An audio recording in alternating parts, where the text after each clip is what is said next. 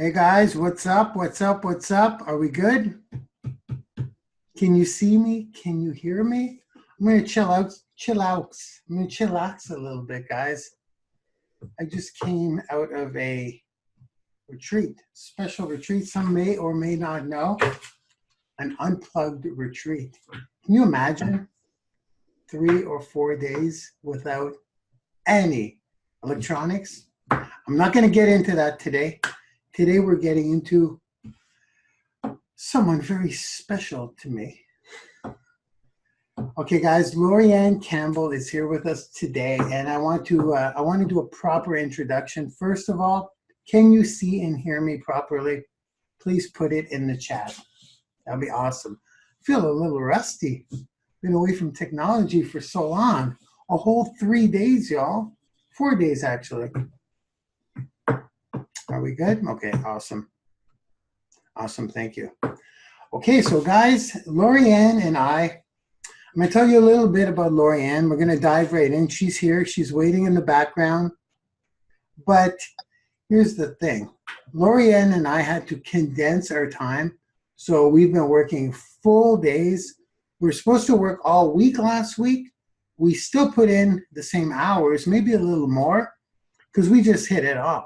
LaurieAnn and I just had so much in common. And guys, I'm going to say this. I learned so much from LaurieAnn Campbell. I learned so much, and you guys are going to learn so much too.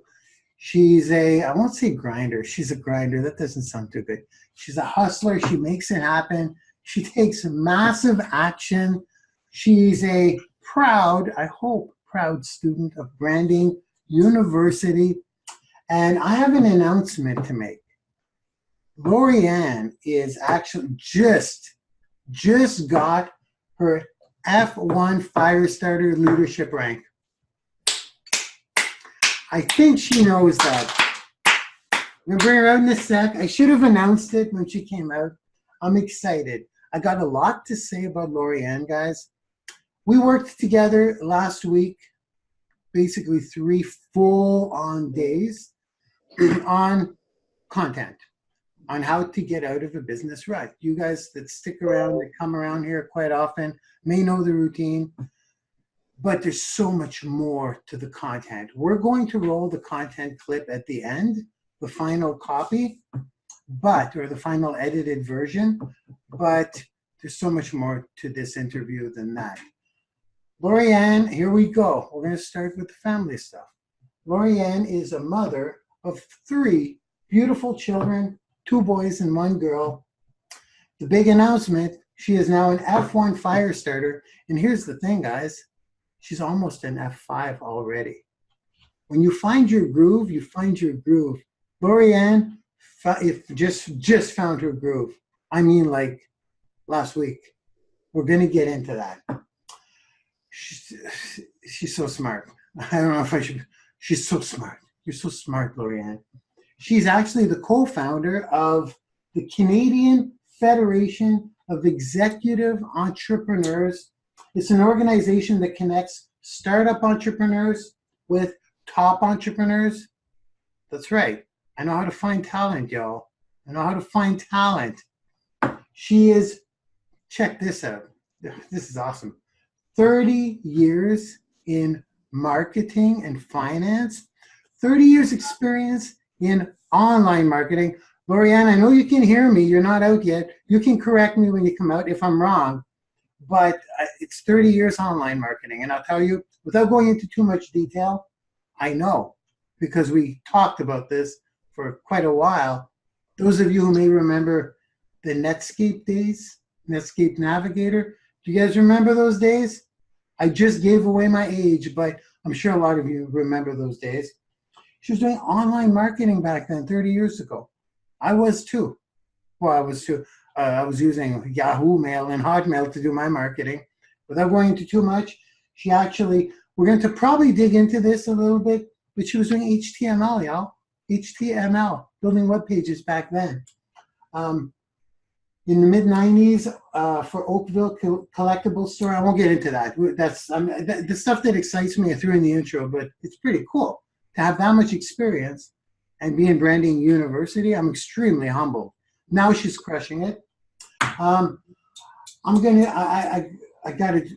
tell you about her book. Okay, in 10 weeks' time, she will be the author, a published author of the book called. Check this title out. We're definitely diving into this. Makeup Not Required, How to Brand the True You. I'm just going to give an applause to that book title. And I know it's going to be amazing because not only is Laurie, okay, I hope I'm not saying too much, but not only is she a writer, but she is I don't think I wrote it down, but I know this by heart. She's a handwriting analyst. She's a handwriting analyst, guys. She's actually going for her master's. I'm going to wait till she comes out. 2 more seconds, LaurieAnn, because aside from the book, well, this is all exciting stuff. But aside from the book, the next thing is what blows me away. LaurieAnn is taking what she's learning in Branding University and applying it to her own business ventures, as you all should. That's the goal. But LaurieAnn just closed a heck of a sweet deal last week with a restaurant. You guys, you're gonna love the story. I love the story. This stuff scales. Let's stop beating around the bush. Come on out, LaurieAnn, please.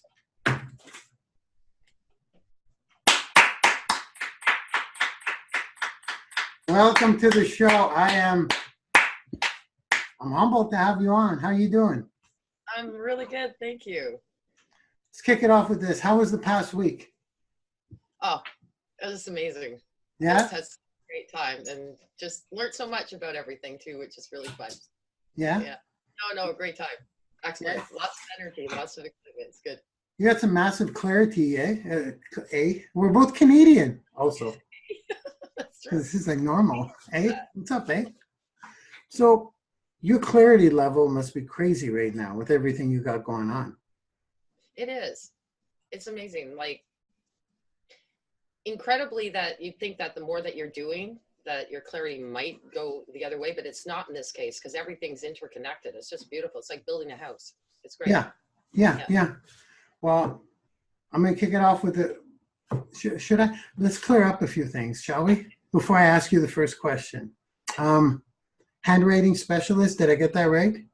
Yeah. Okay. Are you going for your master's in handwriting specialist? That I'm going into. I'm graduating in July. Yeah. I'm going to just be Mark here. I got to do it. I got to be real. I'm like, handwriting specialist? Really? So what do I do? No, we're not going to go into details, but I wanted her to analyze a letter that I received from someone.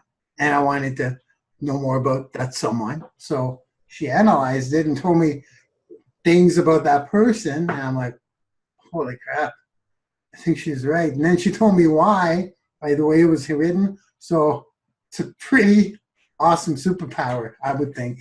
Isn't it a cool superpower? I enjoy it. It's great. That's why I covered my whiteboard today. I don't want you analyzing me. Have you analyzed my handwriting ever?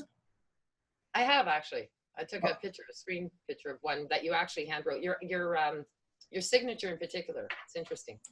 What does interesting mean? Should we talk about that here? No, Okay.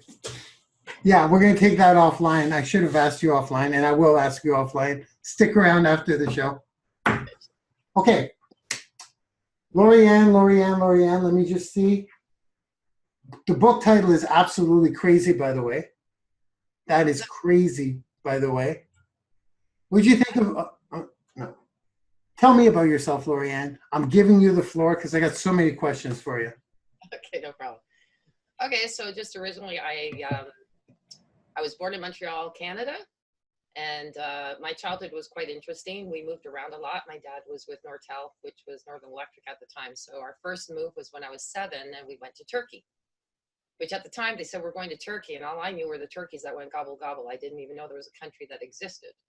So we were there for 4 years. great experience because I saw a lot of poverty there, and it brought me to the rest of my life never feeling like I was ever poor. Even if I ended up having to roll pennies or whatever, never felt poor because I saw what poverty really was. So no matter what, I knew I could get myself out of it. They didn't always have that opportunity there. And then the other thing too is a little spooky because, you know, when you're like 7 till 11 and you see these, you know, soldiers walking the streets and hearing about the Russians bombing the Americans and stuff, kind of a little weird. So I was really happy to come home to Canada, let me put it that way. But yeah, in total, we had 4 years there and then moved around to probably 10 different cities. And I moved 24 times in my life. 24? 24 in total, yeah. What's is something making a sound at your end? Sorry? Do you have like a little, yeah, I just turned off my notifications. Thank you. I was trying to get into what you were saying, and it's like, blue, blue. So you moved that much? Yeah, 10 cities and 24 times. So I'm not looking forward to moving again. So I'm not planning to for a while. Yeah. Wow. So now you got your own little bachelor place? Yes. Isn't it sweet? It's lovely. I love it. So, maybe we'll get into, what's it, go on? Yeah, so I was going to say, I'm the third of 4 girls. I feel bad for my parents. And, but they were really always supportive of whatever we did, which really helped a lot. There were the odd times they had to keep us in track. You know, they're going, oh, I want to do this. And they're going, they'll think about it. Particularly with me, I can easily, you know, run the gun and see something we want to do, and I just go for it, right? Yeah. I want to talk about your animals. Oh, yeah. You got how many animals? No, it's because I talked about your children. Let me just fix this. This mic's bugging me. There we go. You probably saw me fiddling, eh? Trying to fix something. We're good. Okay. So 3 kids. Yep. Yeah. How many fur babies? I've got 4 cats. 4 cats? 4 rescue kittens. Awesome. And I've got 2 dogs and a fish. And that's nothing. I used to have a hobby farm where I had actually 2 goats, a donkey, 5 chickens, 7 dogs, and a chinchilla, and about 10 cats. Okay. Fair to say you're an animal lover. Love animals. So, tell me about your childhood. Hold on. Tell me about your mother. We got a kick out of that, guys. Tell me about your miserable childhood, please. We'd like to know about all the pain you went through. I'm just bugging you. I'm being sassy. Great as a child. I think it was the adulting that got in the way. I love that.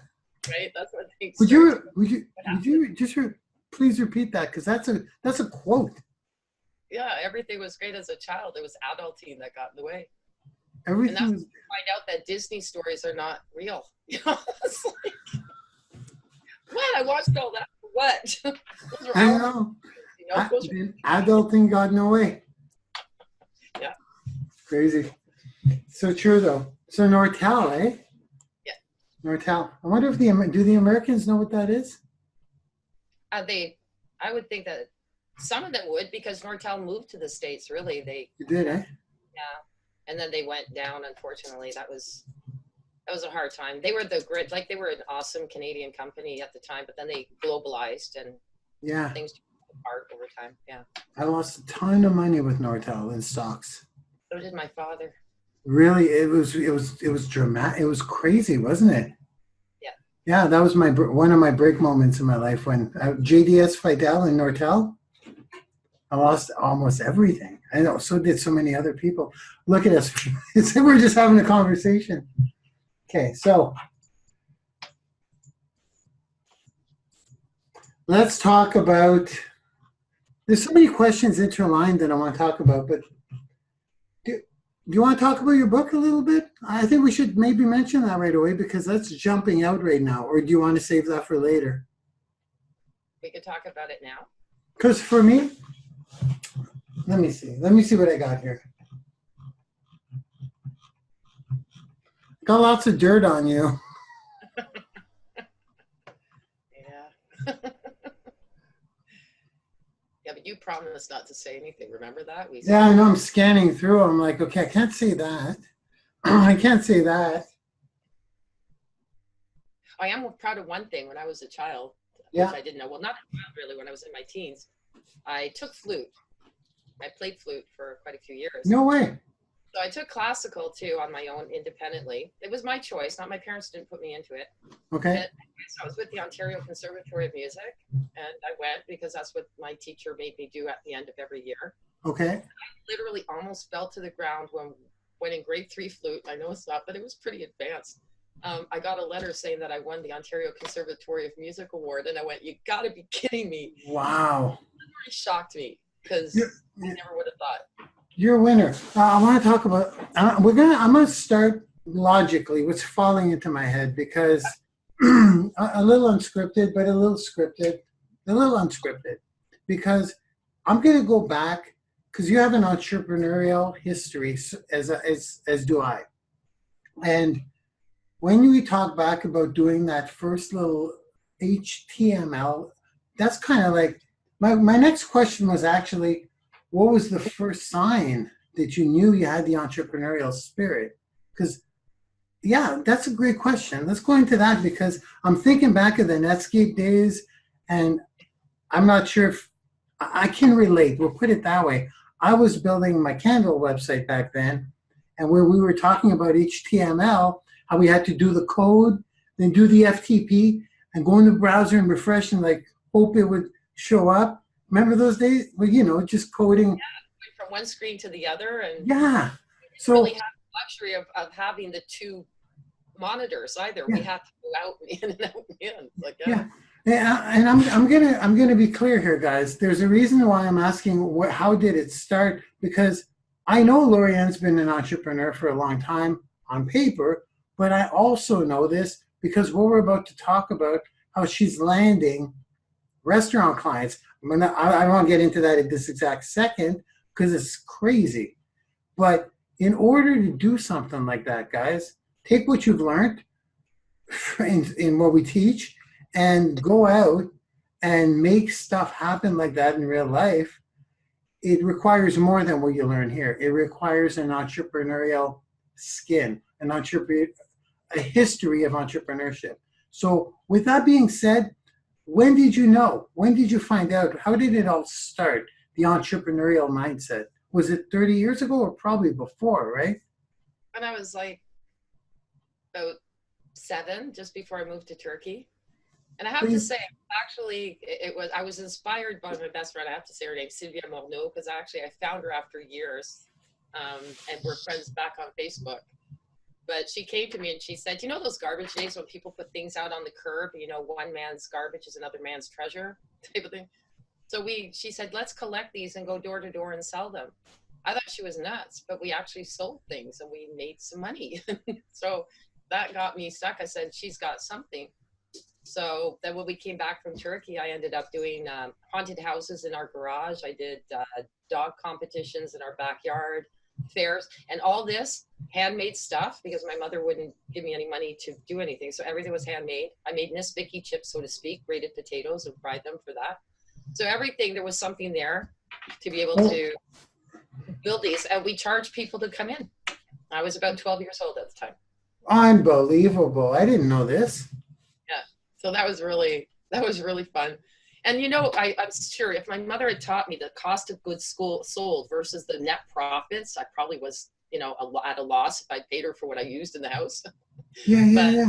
She was just happy we were making money. And yeah, it was a lot of fun. We did all the advertising. We put the ads out on posts outside. So yeah, that was where I started. And then at 24, when I came out of university, I thought this is it. So I opened up my first business, which was a literary agency.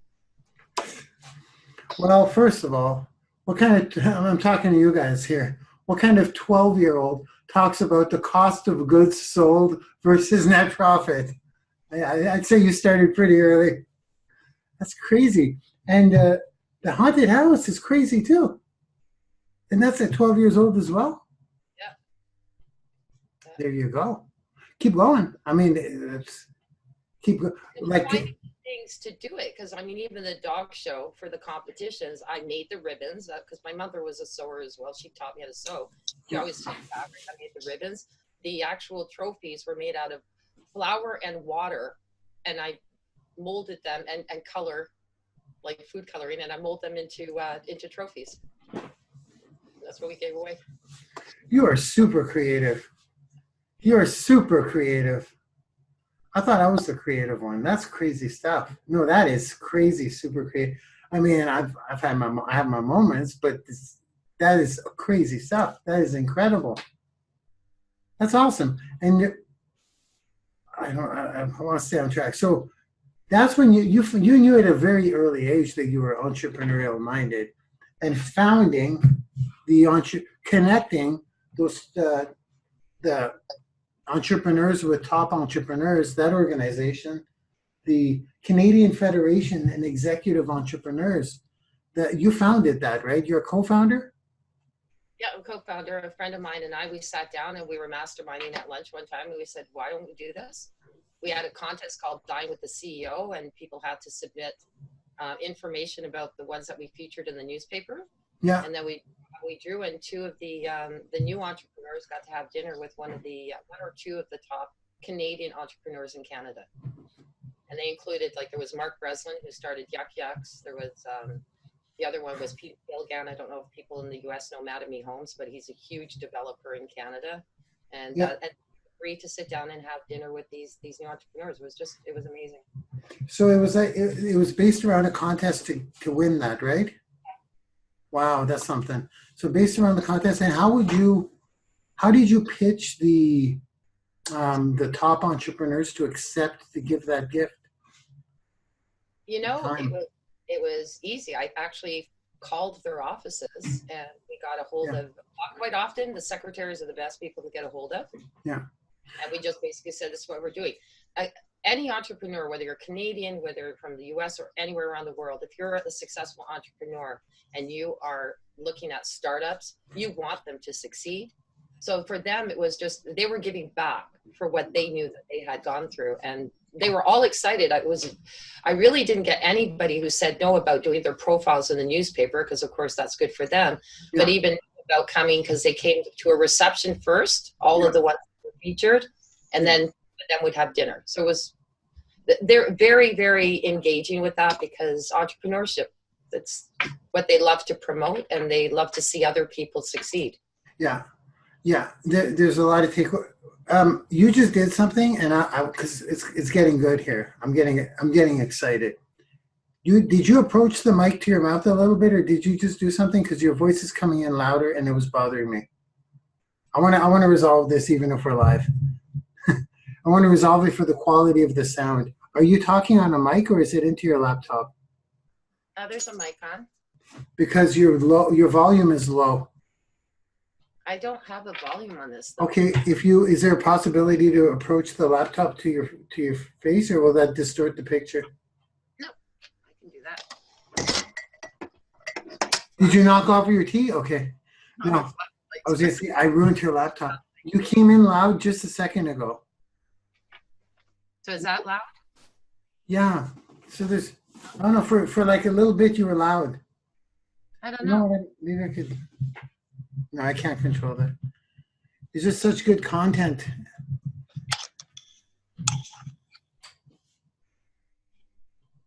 Let me see. Let me hear you. Oh. I don't know. Okay, we're good. We're good. No, but like green on this. Okay. It's good. We're doing good. It's just for a little bit you were super loud, and I was like, oh, that is so awesome. I thought it had just. Okay, we're good. So, how do you like that, eh, guys? Tackling issues on the fly. At least we're not going to cut off this week. We'll make sure of that. So, so much. So online marketing, before we get into how you ended up here, I never say I literally have a lot of stuff on you. Guys, there's so much substance in this woman. I don't know where to dig into here. So much stuff.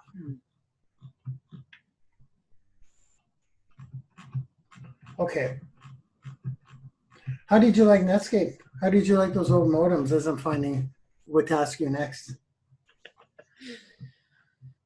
You know, it was funny because we had, before Netscape, there was another one. I can't remember the name of it now. Because Netscape was like a really great thing. You thought, oh, wow, we've got Netscape now. I can't remember the previous one. Was it had, Mozilla? there were a few that were weird ones. Was it Mozilla? Mozilla. Was it, no, I know what you, I think I know what you.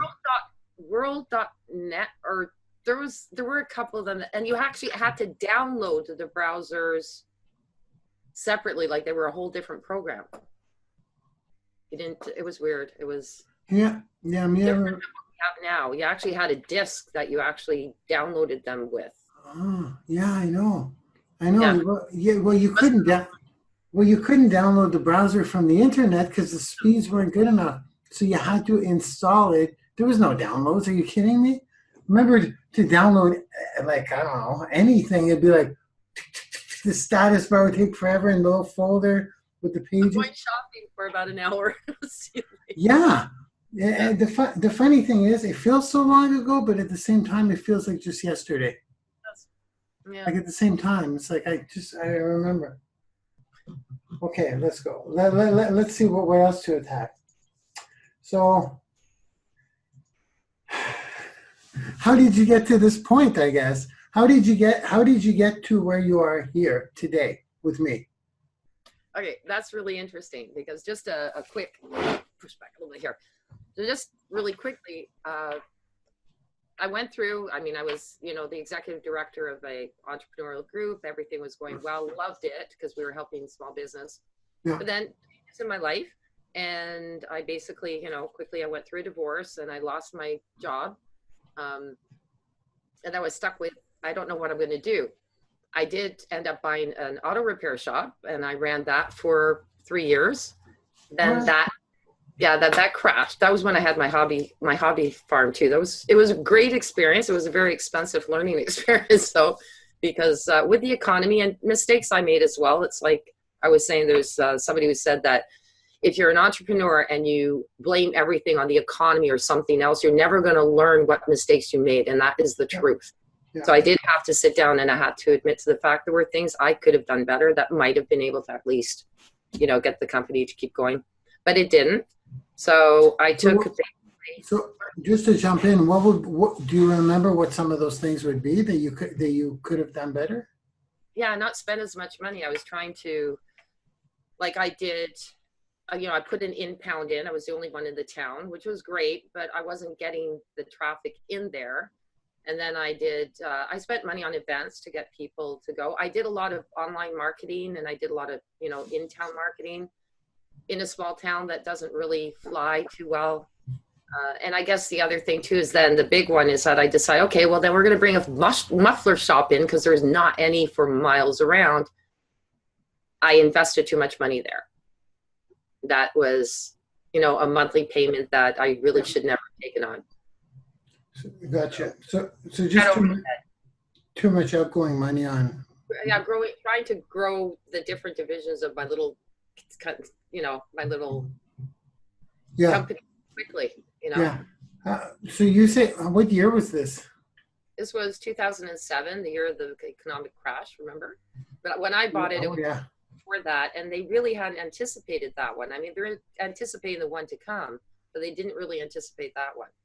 So when I purchased it, it was doing well because it was already in existence 10 years. Yeah. But then all of a sudden, September came and it just went.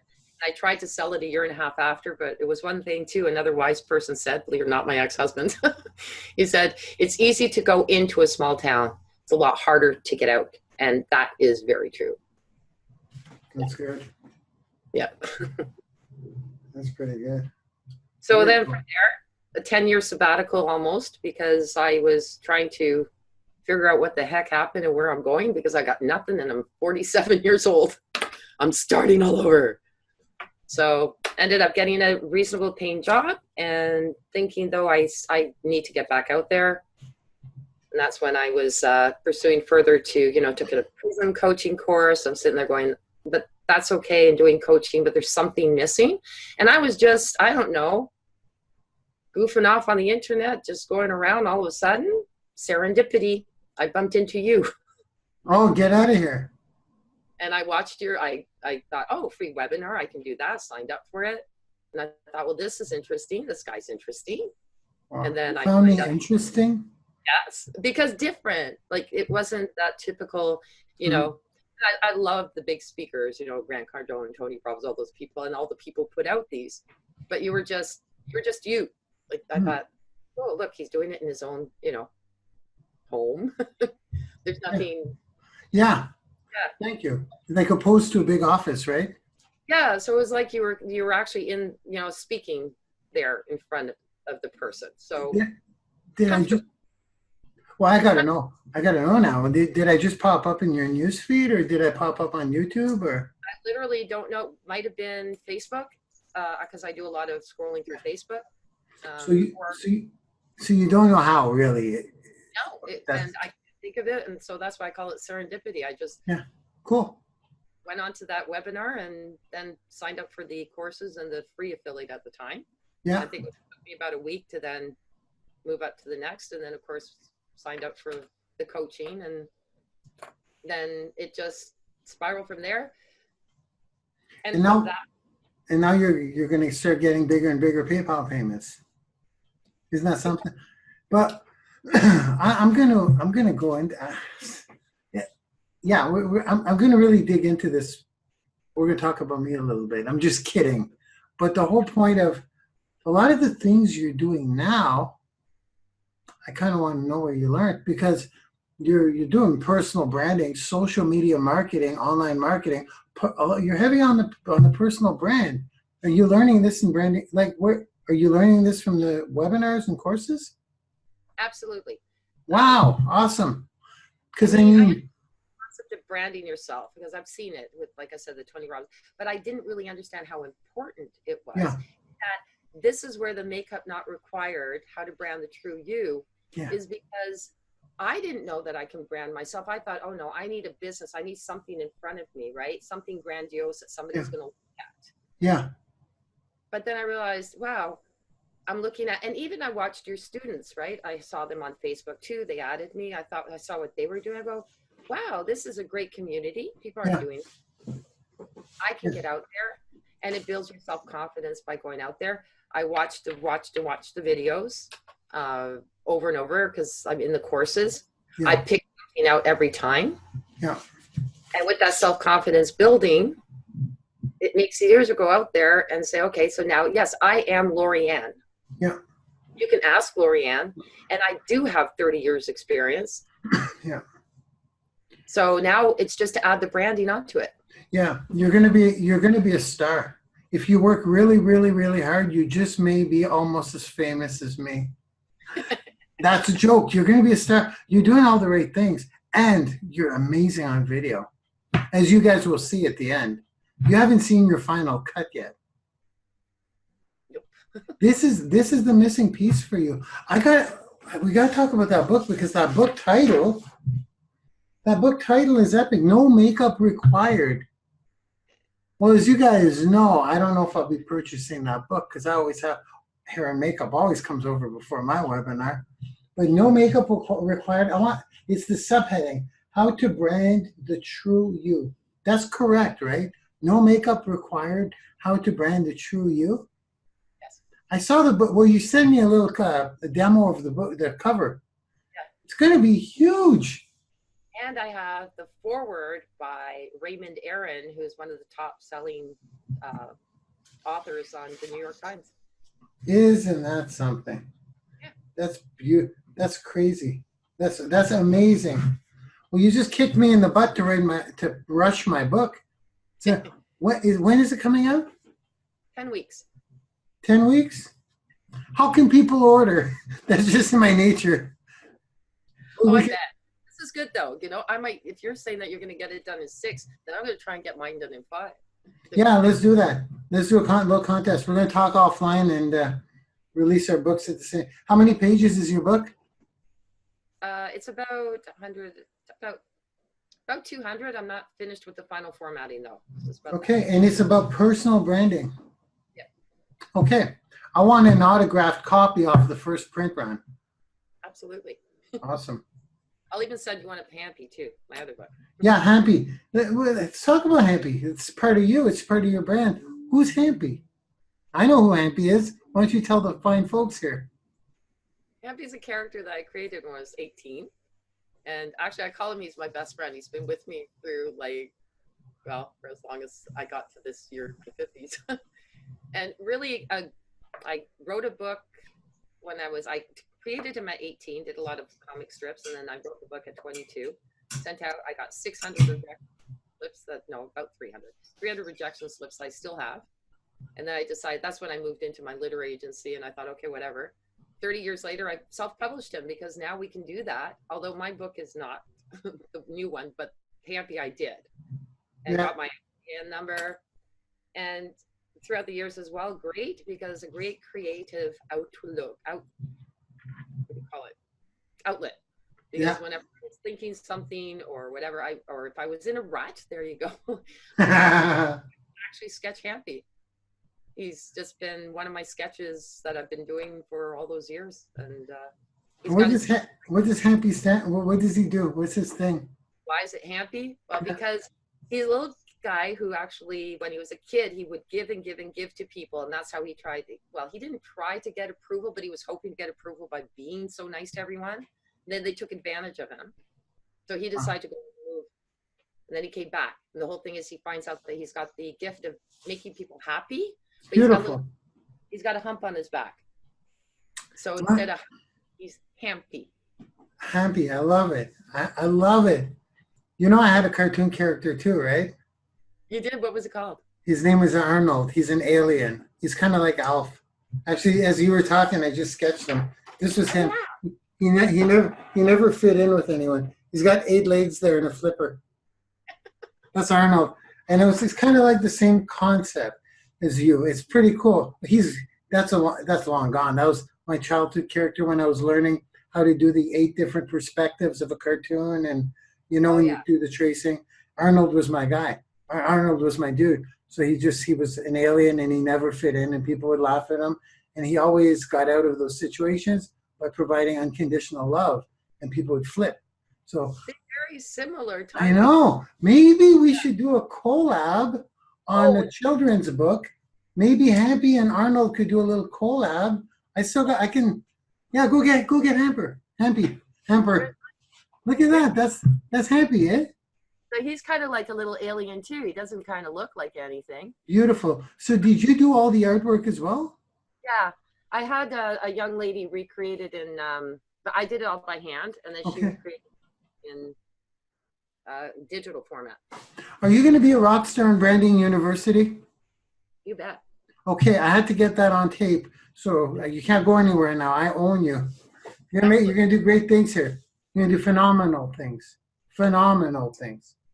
I even know what your first course is going to be in the university. You do too. We talked about it. Yeah, we did. We may have to have 2 if you prove yourself. A book one. You're a published author. I mean, would you be open to doing something like that? Oh, for sure. Absolutely. Yeah. So everyone look out for Hampy and Arnold. The Adventures of Hampy and Arnold. I love it. Oh, I love it too. I've been taking on my skills in a while. Well, they're not skills. It's cartoon. It's different. Super cool. I'm going to go into, I don't know, I could go in so many directions with you. I'm going to go into the thing that blew my mind with the restaurant. What do you say? Do you want to jump into that? Okay, so can I attempt at framing the situation? So some of you may or may not know, we condensed the days last week, and we got together mostly earlier in the week. And I just during the week, we also got together on Saturday, which is yesterday, and we talked about what happened on Friday, right? Yeah. So when I got back, I come home to this good news, and there's so many lessons in this that I don't mind jumping into this right away. Then maybe I'll ask you what you can recommend to new entrepreneurs. Is that cool? Yeah, sure. Or would you like to talk about your miserable childhood again? We have fun with that. No, I mean, this is the important stuff. This is the stuff, in my opinion, that's really, well, the book, I want to dive into it, but what I'm going to say is, maybe, I don't know what, maybe we'll have an affiliate structure in Branding University, whatever. I'm going to save that one because I can't wait to dive into it without knowing too much. I like that. I like not knowing too much about a book. But did you want? No, I doubt it's going to be a surprise. Yeah, that's what I think too. So we're going to talk about the restaurant because that's pretty crazy. That's actually very crazy. But I'm going to chime in because I've done work for businesses as well, but not in the fashion you have. So I think with this one, I'm just going to let you go. I don't need to frame it. The way I framed it is outside of Branding University, you made a deal with a restaurant to do your own thing. That's good enough for my framing. What happened there, LaurieAnn? I almost called you Leanne. And how much you love that. That too. If Carol's watching, you'll know what we mean about that too. Anyway, no, it was really interesting. I'm obviously, through Branding University, there's been the cross references, and Instagram's one of my platforms as well. So I don't do Pinterest that much, although I'm thinking about looking into that. But mine are basically Facebook, Instagram, LinkedIn, and my blog. So somebody saw some of the posts that I have, and he just happens to be somebody I follow. He follows me, and he has a restaurant. So he wrote to me and he said, would you give me a call? I'm interested. So he messaged me because I'm interested in your branding. So I called him up. Stop. Yeah. Please stop. Yeah. You were on Instagram. Let's start here. This is awesome. This is like a case study, guys. You were on Instagram. What were you posting on your Instagram? Similar to what you would expect. So there are a lot of quotes because quotes really pick up on it, but I also would cross post the Branding University courses. Yeah. And on my taglines, I actually have, when you put location, it's Branding You Specialist and my address. You can actually set that up on Instagram so that your actual business name is at your address. So that's what I did. So I'm sorry? So what, how they put location? Yeah. You could choose your location. Yeah, I do. Yeah. Mine actually has Branding You Specialist and then my address when I pick it. I've made a location with my company on it. With your @ symbol? With the name of my company. So it actually shows the location of Branding You Specialist. What's your Instagram handle?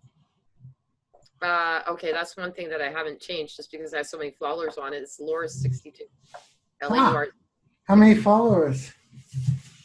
Not a whole heck of a lot. I've got 278, but in the past, I didn't really play with it till recently. So I think at about 70, and in the last month I went up to 278. What is it, LaurieAnn what? No, LaurZ. 62. Yeah. Okay. Is it Z or Z in Canada? That's a good question. Because I lived in the States too, so I'm not sure.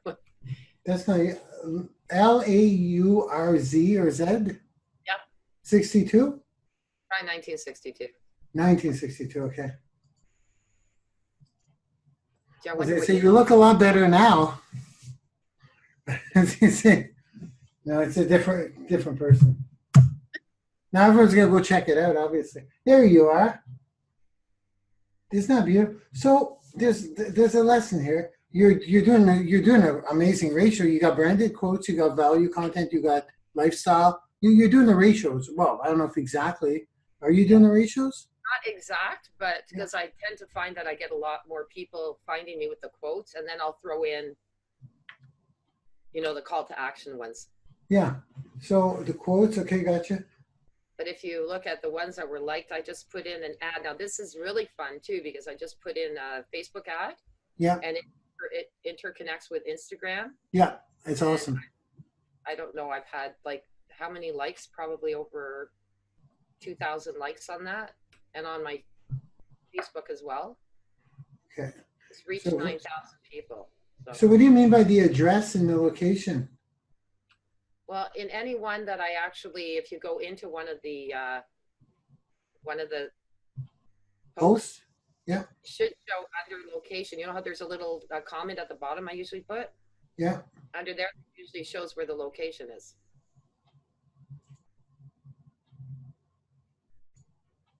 Max Resto Lounge? No, that's what I was. No, that's a different one. You'll go into a different, you're looking at the different, go into a different link or in a different post. Okay. One of my quotes. Specialist. Yeah, that's my location. Oh, you're going to another account. Yeah. Yeah, it's awesome. You could link up. Yeah, yeah, it's the way to cheat. It's a cheat. Yeah. Okay, I got you. Yeah, it's beautiful. It's the workaround getting a link where you're not allowed to have a link. Yeah, awesome. I love it.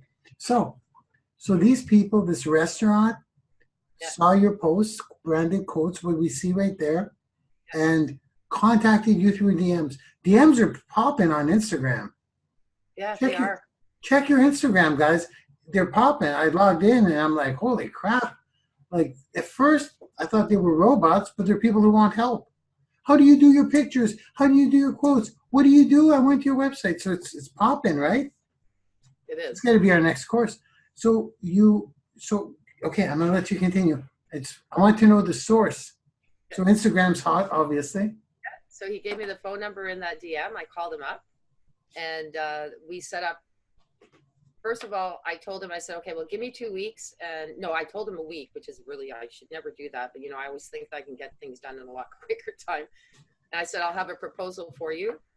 Proposal. Yes, because his complaint was that he doesn't have an anchor. What you mean by anchor is that if a restaurant is next to like a Walmart or whatever, that Walmart is an anchor because then you get the walk-in traffic. His location does not allow for that. Therefore, he needs to use another method of getting the people to know he's there. He's just one south of the very busy road, but he's 1 block south. Yeah. So I was telling him, I said, well, I looked at when I called him, I did a quick check of all of his social media first. Yeah. And you're missing out on things.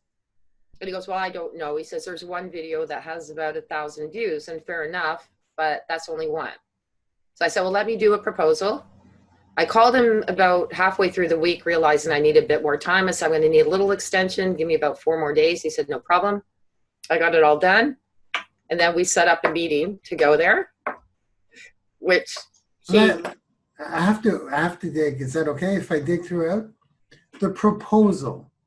Coming up with a proposal. That's a business. That's a business move. Did you just know that from your past business experience? Like I went to college for business, so I did that part. And I had done several proposals, and also being a coach to those new entrepreneurs at the Enterprise Center, we had proposals as well. I've had to do them for government when I was in nonprofit. It's a part of life, and a proposal is very important. And you don't need them to be that thick. In fact, that's ridiculous, because you do that, they're not going to read it. Yeah. Mine was 16 pages. And 4 of those were graphics. Yeah. 16 pages, and 4 of the pages were graphics. Mm-hmm. Guys, are you listening? I hope you get. What's that? Showing the social media what I liked and what I didn't like about what I recommended he should change. So you investigated him. You looked at what he had. You screenshotted what he had, and you said what you don't like and what could be better. I just brought it into Paint, and I did my little, I've got different programs I can use, but Paint's really quick. So I just. Guys, are you guys taking notes? Like, guys, are you taking notes? I got 16 pages. 16-page proposal. Believe me, I know about proposals, and I also know about business plans. When I took small business in college, I had a whole semester to do a business plan, and it was not 16 pages. Simple. No, Yeah. but No. that's because the business plan's a bit different than a Yeah, it is proposal. different. Have it, but and those people, a restaurant owner is not going to want to read. Yeah. And they say that basically 80% of people you give a proposal to that's anything, are just going to read the executive summary. Yeah. So why waste your time? The executive summary. So you're not, so are you jumping in with the images right away? Like No, what would those be are- on, what would you have on the cover, which would be arguably the most important thing? The front of his restaurant. So you took a picture of his restaurant and put it on the cover? It was on Google. He was on Google. Guys, are you listening? This webinar shouldn't be free. Okay, stop talking. People have to pay now. $5 PayPal. Okay, excellent. So you Googled the restaurant. You went to images. You got an image of the restaurant. I'm gonna let you talk. I'm jumping in too much. I want to take notes. Okay. And so on the front, basically the typical thing, marketing proposal for the name of the company, their address. And then I put, I actually placed my business card on there as, like I copied it onto there. So it's on that piece of paper. It's not a business card separate. It's with that proposal. And then started in and wrote the proposal. I did have, I mean, if you Google again, there's a whole bunch of templates out there that you can use that will actually guide you. So I had one that guided me on what points I wanted. And then I put in all of my content in that template.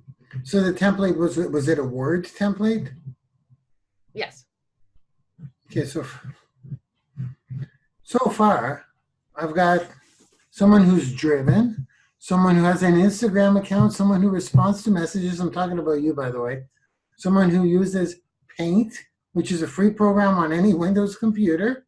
Someone who puts together a proposal by going to Google, becomes resourceful, finds the restaurant, downloads the image. Someone who downloads a template in Word for the proposal. It's obvious you've been an entrepreneur for 30 years. These are not things that people just do. These are resourceful power moves. Props to you. Now, did you want to add to what I said, or did you want to converse? Or? Because I've been doing this for so long, to me, I don't even realize what you're saying. And it's true. I just automatically assume, and that's a bad word. I know this assume thing. I never use that word. I never try to. But you don't, I guess I should say in a better words, you don't realize that these are not everyday things that people do. Yeah.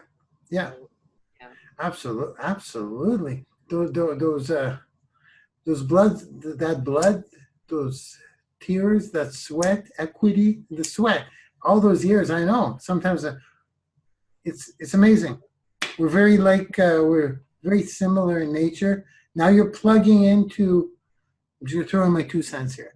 Now you're plugging into the right place, the right time. What more can I say? I mean, social media marketing and personal branding, online marketing, social media, and personal branding are the 3 things that matter. That's it. That's it. There's no more television ads. There's no more print flyers. There's no more radio. It's all online. Podcasts, personal branding, it's all online. It's all content driven.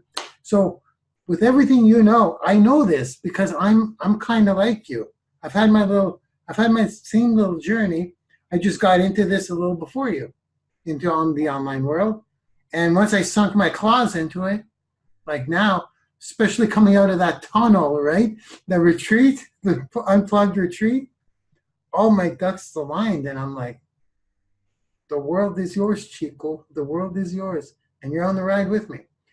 Pretty fascinating. Isn't it fun plugging into this world with all your ex experience? And it is, but the nice thing is I took my ex experience, but my present experience. So it's like, and a lot of that proposal that I put in was a lot that I learned from Branding YOUniversity. Yeah.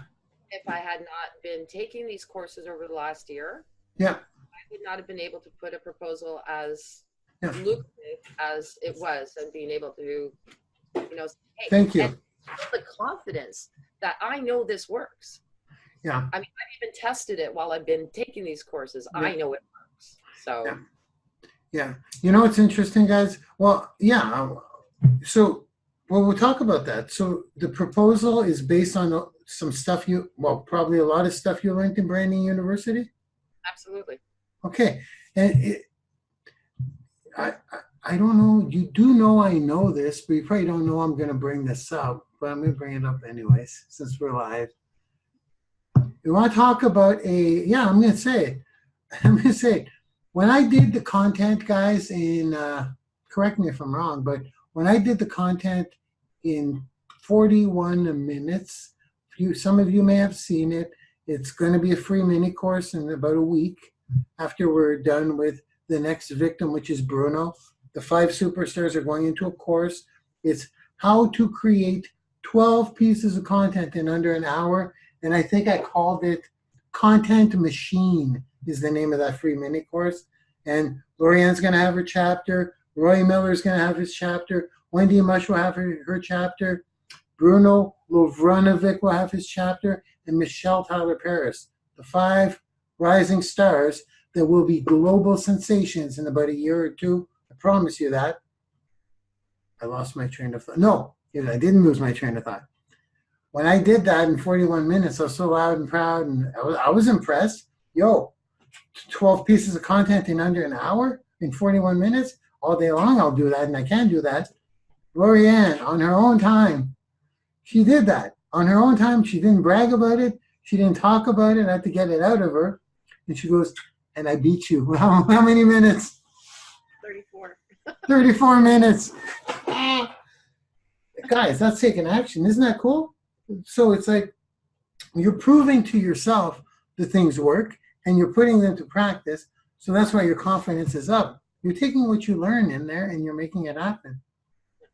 And I'm not just what I learned. I'm actually, like I said, putting it into place. When I go in and I sit in front of a customer or a client, I know I'm telling the truth and telling them that absolutely, I believe in this 1,000%. And when you have something like that, that makes it so easy to tell. You don't have to sell because your enthusiasm is already giving it out. Like, guys, this isn't about me. This is about the content in Branding University. And I'm going to say this. It's not an ego thing or any of that. There will be more people teaching it. It's just when I started delivering these Sunday webinars and just started populating the training vault, I would kind of blow myself away, not by my delivery. Believe me, I could use less ramble. I know my issues. But the content itself, as I'm teaching it, I'm like, I hope people would just do it, take the actions, because there's so much in there that you could apply to anything, any business. Case in point, I think we're going to go in, and it's amazing because I get it. Once you plug in and start learning, guys, let's go back to backs. Let's go back to, at Branding University, we've got your backs. Your B for brand visibility, A for audience building, C for new connections, K for knowledge development, and S for more sales. At Branding University, we've got your backs. That's our acronym. Those 5 topics, if you master those, which is what we teach, go to any Sunday webinar, and it's going to be one of those things we cover. So I'm going to stop, and I'm going to ask you, so you've got your proposal down, you've got it written, so you prepared all this after he contacted you. Did you create the proposal after he said he would meet with you, or before? I told him that I was going to write a proposal. Then I would get in touch with him that we would meet. And he agreed to meet. Yep. So when he agreed to meet, that's when you got to work on the proposal. No, well, we already agreed that when I said I'll have a proposal and then we're going to meet, and he said yes, okay, perfect. And I said I'll call you later in the week and we'll set up a time. So I did call him the week, and I said, well, I'll need a couple of days extension, and he was fine with that. So when I was done, I called him So Yeah. done. When do you want to meet? Is Wednesday okay? He said, or Thursday. I can't remember what day it was. And he said, yeah, that's fine. Okay, tell me the story. Tell us the story. I know the story, guys. I'm gonna let LaurieAnn. I did it again. I'm gonna have to put $100 in the $100 jar. LaurieAnn. I'll let LaurieAnn say the story. Obviously. Oh gosh. So I'm driving in. I've got my proposal, and I'm feeling confident, which is a big thing for me because I have a good self-esteem. I have good self-confidence, but there's the one thing that we talked about is there's a gremlin that lives inside of me. Oh, the gremlin, not the gremlin. And will actually give me negative talk. So saying, you know, like, and that's when people, I believe, if you actually let that little gremlin start talking and attacking you, that's when you start to get nervous. That's when you start, your self-confidence will be questioned, your self-esteem will be questioned, everything. So I was driving along and I could almost feel it coming. I said, you just go away. I'm driving there. I've got my proposal. I've done this far, and I feel absolutely positive about what I'm doing. So I get to the restaurant. I get in. The owner's called over to meet with me. And then he apologized because when I called him earlier to confirm the meeting, he then thought that I was a waitress that was going for an interview. I took it. I thought, no problem. I'm going to sit. I'm going to have my date night tonight with myself. I'm going to order dinner. I'm going to enjoy it. And it's nice too, because the food's really good there. So I did that. And they came along. They asked how things were going. I said, great. The end of the dinner, I said to him, I said, okay, take the proposal, because he had left it on the table. I said, take this proposal, read it. You either like it or you don't. That's up to you. If you like it, give me a call. If you don't, call me too. I just would like to get your feedback. But I said, it's up to you. I leave it in your hands. He said, thank you very much. And he paid for my dinner. Because he felt bad because he had misunderstood. Free dinner. Free dinner. Free dinner. And next day I got the call.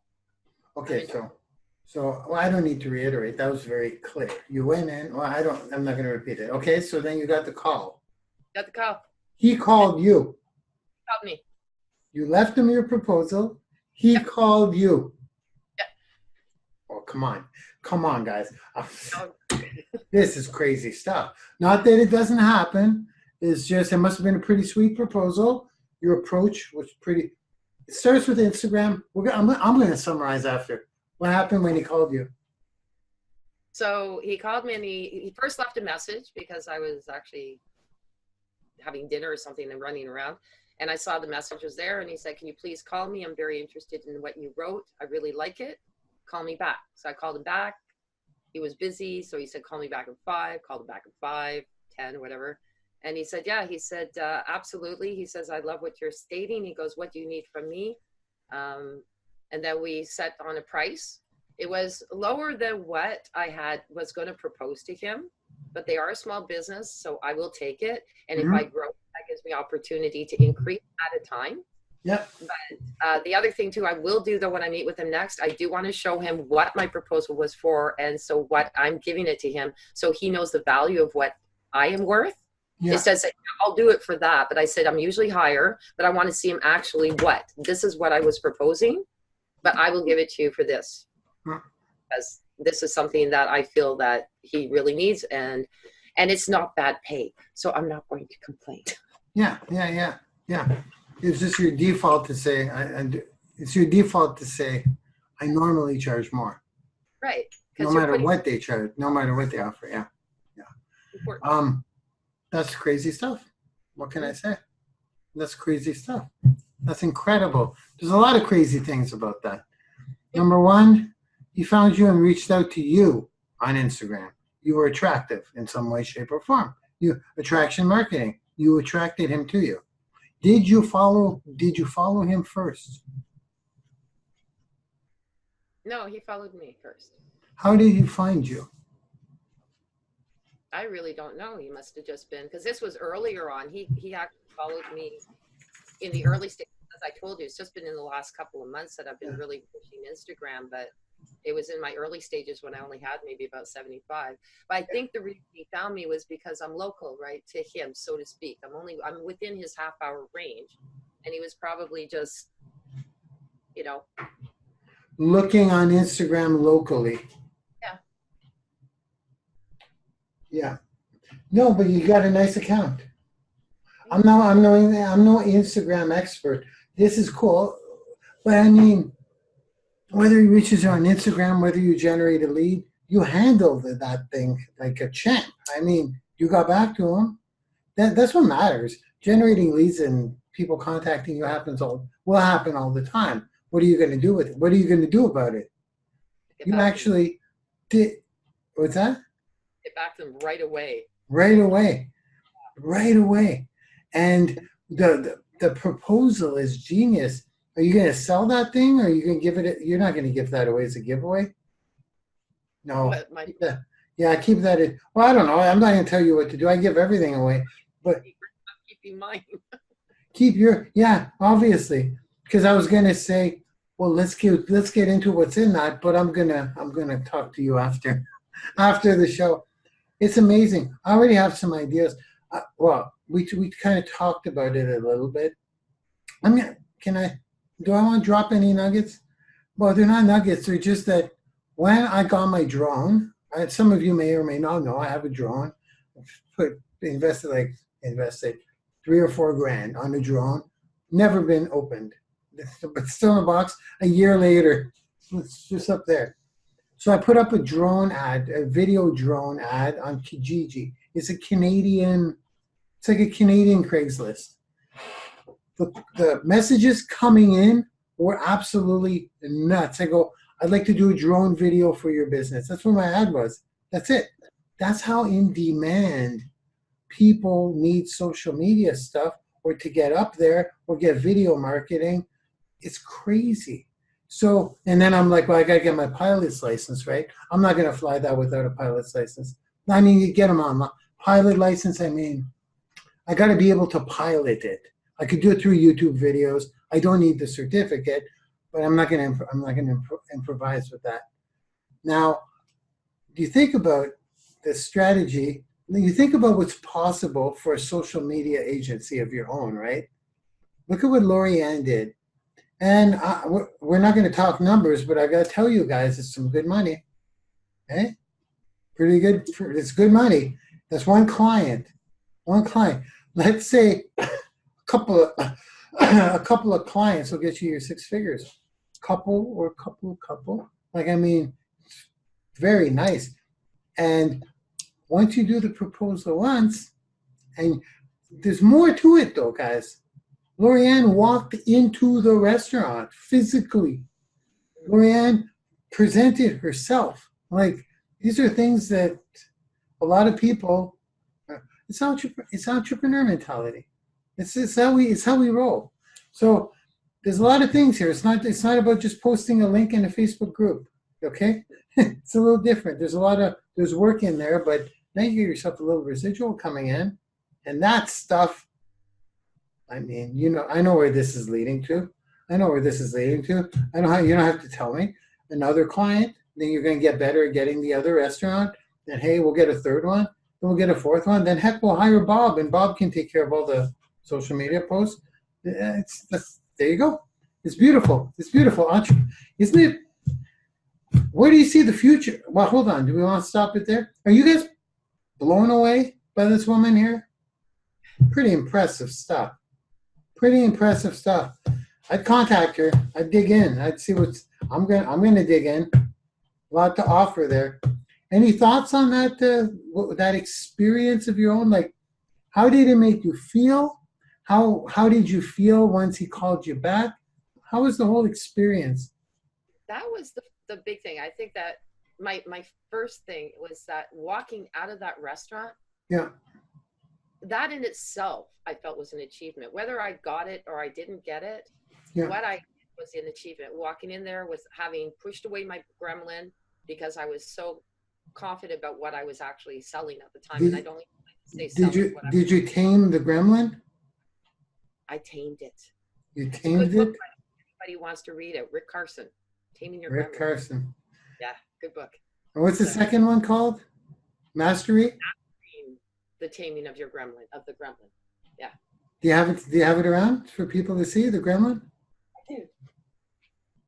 Where you draw your own gremlin in there? I Did you drew your own, because you're asked to draw your gremlin with that book, right?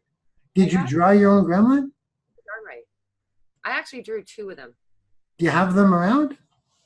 I want to see your. I want to see what your. You show me your gremlin, I'll show you mine. You know how you have so many of these type of books? I have so many. It's one of them, and I can't find it. If I do, I'll post it.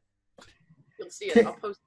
Wait, Taming the Gremlin by Rick Carson. Right there it is. Taming Your Gremlin. Yeah. Beautiful. Go on YouTube too. He actually basically covers the book on his YouTube. So he's got about 5 or 6 of them. Really nice. You were saying he reads them out loud, right? Yeah. Like he reads his. So he'll come up with, whatever chapter, and he'll speak to that chapter. Very good, because I think that he's read it so many times, he knows it by heart anyway. Yeah. Yeah. Well, he wrote it. Yeah. That's really cool, actually. When you people's gremlins that they drew. Yeah. Oh, yeah. Gremlin examples. Isn't that cool? That's a really ugly one. Yeah. Hey, I like that strategy. What do you think about that? When you author your book, how do you like that strategy about maybe reading out a chapter and sharing your thoughts in YouTube clips, and actually having a YouTube channel and brand committed to your book? Exactly. Yeah. Absolutely. Yeah. Hey. Yeah. I mean, it's endless. It's endless. You could. I already have it because I've got my makeup.com. I've got the makeup not required at gmail.com. I mean, everything is already.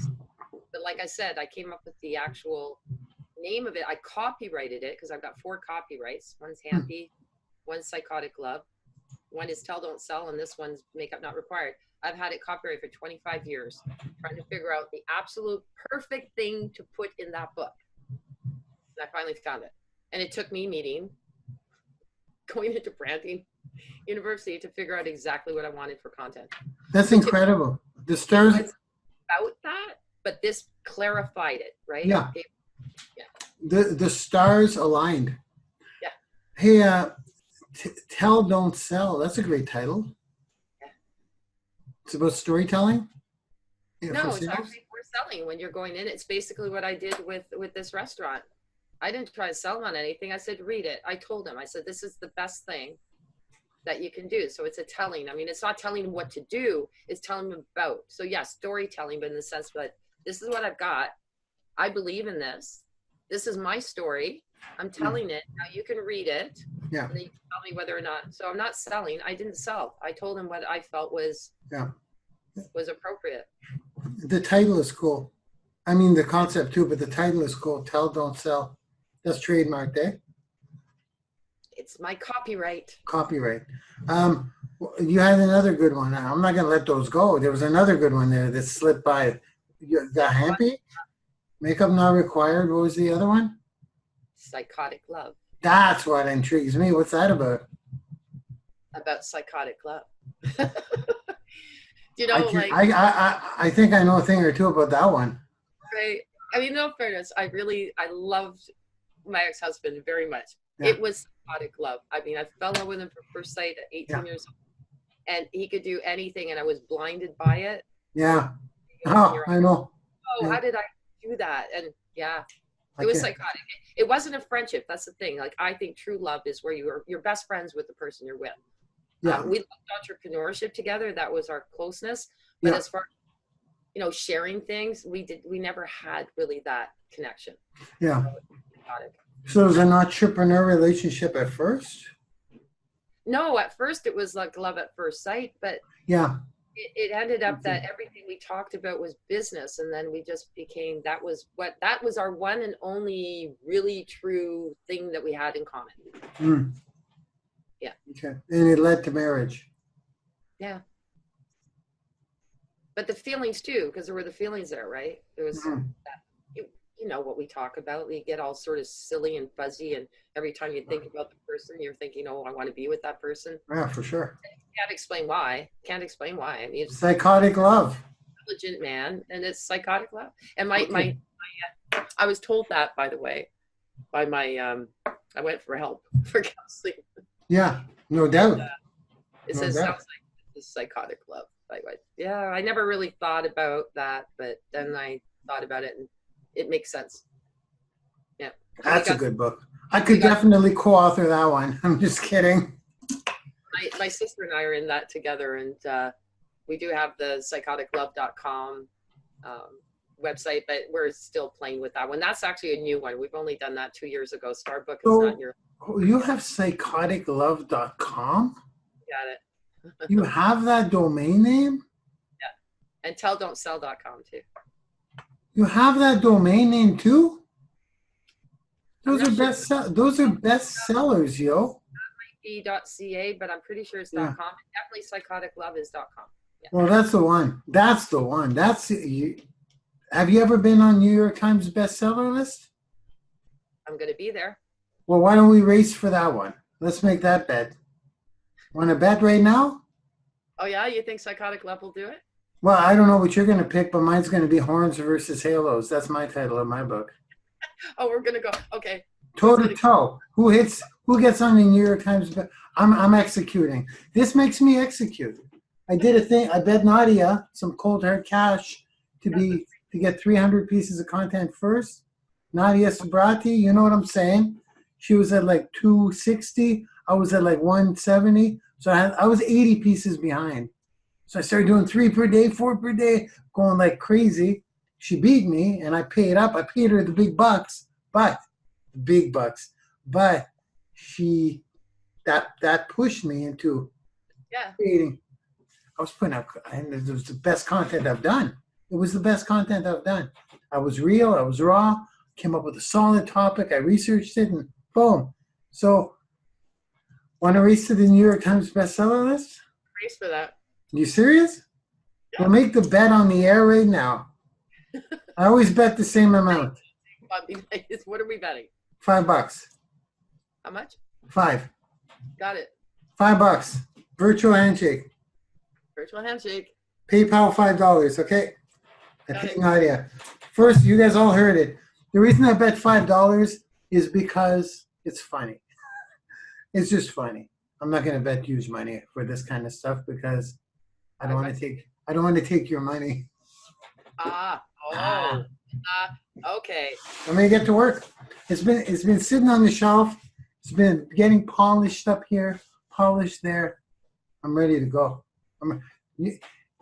That's the catalyst, LaurieAnn. Book. They got books. That's why they're on that poster. No book. Marketing courses I went to, they go, you know what that person has that you don't? A book. A book. If you can get on the New York Times bestseller, then you can go rock star. Yep. So you're going to lose money. You know that, right? Yep. You don't make money off that. Nope. But you go rock star. The branding that you've done for yourself with the book. The book is your advertising. That's your advertising cost. Yeah.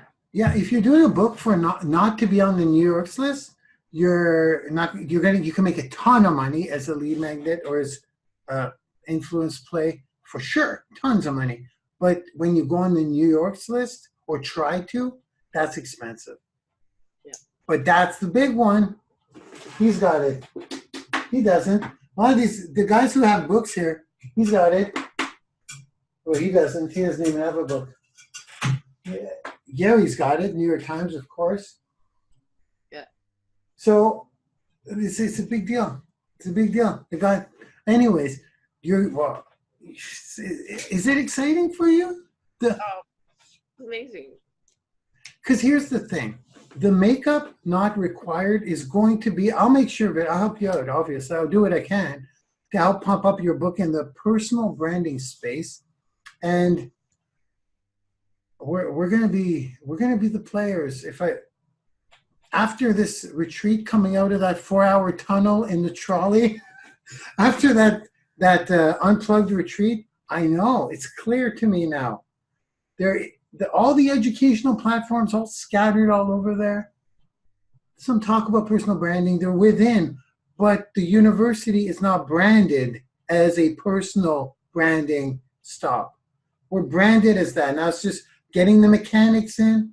We're getting to work here. I'm going to attempt to hire more people, all that stuff. So in that niche, We can make that book the book for personal branding. So it may not fall on the New York Times bestseller list. It wouldn't.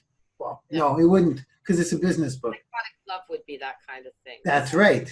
That's the one. Okay, let's have some fun. Who here has suffered from psychotic love? It's a painful thing. It's love at first sight. It's uncontrollable, right? But it is. But it's not always painful. Sometimes that psychotic love comes and goes. It's enjoyable while it's there. Yeah. But you're setting yourself up for pain. Yeah. For sure. Because you're going off to, we should, this conversation stops right now. Right here. Awesome. Where do we go? Where are we going? Where's LaurieAnn? I did it again. I'm dead. LaurieAnn. Oh my God. I'm so sorry. Where does LaurieAnn, how would I remind myself? LaurieAnn. Where is LaurieAnn going? What does LaurieAnn see? Or what does, even better, what does she want? Or even better, what is LaurieAnn going to manifest, mold, and create for, create for herself in the near future? What do you see? What are you going to make happen? Well, I'm going to continue to push forward, go forward. I can see myself being on television with my book. I'm going to be building my brand, and I'm going to be increasing my income. I'm going to read. That, I don't know, figure at this point we'll start with being realistic. Let's go 6, but I don't want just 6. I want to go to 10. But obviously my 2019, as I said, it's my ramp up. So I'm not. When you say long run, as I told you, I'm here for the long run. I'm not looking at, I'm not going to make 100,000 tomorrow. I might. You could. I could. But what I'm saying is that if I don't, it's not going to stop me. Yeah. I will keep going. Yeah, a great lesson. But this is one of those situations where you actually could with what you're doing. I know. You could. You could just go do the exact same thing in a big restaurant. Yeah, you're crushing it. And now people are going to contact you. Guys, contact LaurieAnn. Oh, I gotta get this down. I got because I screw up on it, and I know I'm guilty of doing that, and I hate doing it. I say more. Does that ever happen? When you try not to say something, you say more. Yeah. LaurieAnn. Well, I'm going to tell people how to contact LaurieAnn, guys. She'll set you up with whatever you need. We'll leave it at that. I mean, you guys were sitting through this. I want to talk about advice, okay? About advice. Well, how would I formulate this question? What advice would you give people starting out in the social media, online marketing, and personal branding space? New people. Where would they start? Okay, for the new people, I mean, whether or not you have a specific target market, because really, when it comes to this, the market is wide, is open. But my first thing I would do is definitely get involved with the Branding University. Like, the information in those courses is so valuable. And the fact that you get them for free is crazy. It's really crazy. Like, I'll wake up in the morning, and I will put on Branding University course while I'm working out. And whether it's like a half hour or whatever, I know that sometimes I go an hour, it doesn't matter. I put on pause, next day I go back, I learn more and more. And I can watch something over 2 or 3 times and get a little tidbit that I missed. But it was through that and watching and learning that I could apply what I learned there with confidence, and of course try it out, test it, and then apply from my testing and seeing that it works to the proposal. So learning. The other thing too is not just Branding University. Read about other people. There are so many great books out there. There's what we talk about, Tony Robbins, Grant Cardone. I mean, you list them. Gary Vee. Always, even if you watch a little video of them on YouTube, or you bring the books. I like books because I can scribble them, undernote them, make notes on them. That's me, as you can tell. I like the paper in my hand, but it doesn't have to stop at that. So my big thing is keep learning. And when you feel the confidence of it, write it down, write a proposal, even to yourself. And whether it's on your health food or whether you're doing candles like you did, you put the proposal down, it becomes real. This is what I can do. Whether it's online or even whether it's, bricks and mortar here. Yeah. Yeah. It's amazing. That's amazing. It's, and guys, like, again, to try and deviate from me, in Branding YOUniversity, here we go. I mean, I'm introducing new faces. I'm introducing new knowledge. I'm always innovating as well, guys. Don't even worry about that. There's always going to be whatever the hottest thing is. Always. My eyes are open all the time. But look at today. Look at last week. Look at the past 3 weeks. I've had guests that have shared incredible value. These are in the replays. Even if we just look at look at today, you have enough. I hope people pay attention to the details.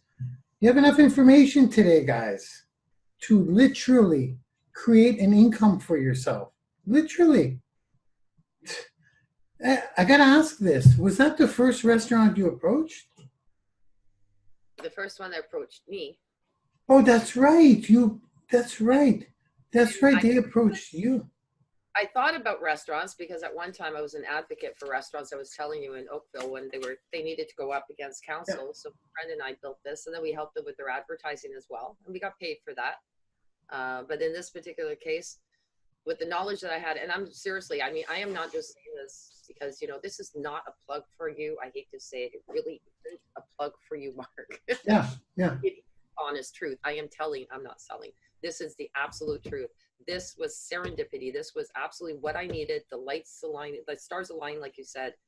And it just brought me from, when you say where you've been at, where you are today, like within that, I don't know, 10 months or so, whatever it was, just crazy. It's absolutely crazy. Yeah.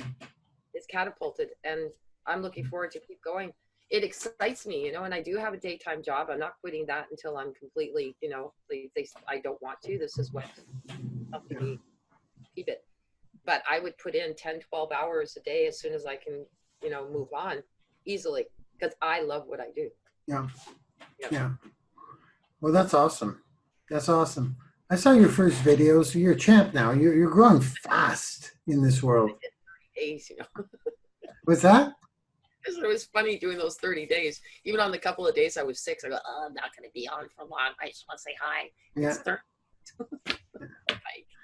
Well, if you come to the next retreat with me, the next Unplugged retreat, just brace up because you're going to be in a tunnel for 4 hours in the trolley.